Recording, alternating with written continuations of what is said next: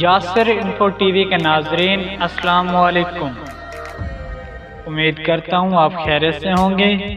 ایک نئی ویڈیو کے ساتھ آپ کی پیش خدمت میں حاضر ہیں۔ Pakistan Tehreek Insaf P T I اور گزشتہ حکومتوں میں لیے گئے قرضوں کی تفصیلات سامنے آ گئی۔ اسپیکر اسد قیصر کی زیر صدارت قومی اسمبلی کا اجلاس ہوا، جس میں سوالات کے تحریری جوابات میں 2007 سے اب تک اندرونی اور بیرونی ملک حاصل کیے گئے قرضوں کی تفصیلات پیش کی گئی۔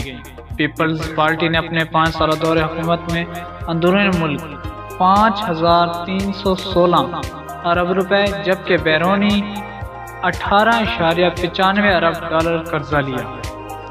وزارت خزانہ نے بتایا کہ نون لیگ دور میں 8778 ارب روپے اندرونی جبکہ 16.78 ارب ڈالر بیرونی قرضہ لیا گیا، جبکہ Pakistan Tehreek Insaf P T I نے جولائی 2018 سے جون 2019 تک اندرونی 4313 ارب روپے جبکہ بیرونی 3.21 ارب ڈالر قرضہ لیا۔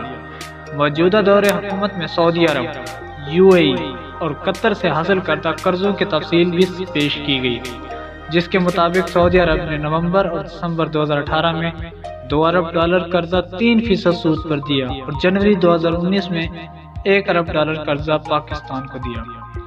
یو اے ای نے جنوری اور مارچ 2019 میں 1 ارب ڈالر قرضہ 3% سود پر دیا، جبکہ قطر نے جون 2019 میں 500 ملین ڈالر قرضہ 3% سود پر دیا۔ دوستو، یہ آج کی ویڈیو آپ کو کیسی لگی؟ کیا پاکستان تحریک انصاف مزید قرضے لے گی یا ان قرضوں کو اتار پائے گی؟ مہنگائی جو حد سے زیادہ ہے، کیا اس کو کنٹرول کر پائے گی؟ اپنی رائے کے اظہار کمنٹس باکس میں ضرور کرنا۔ شکریہ، اللہ حافظ۔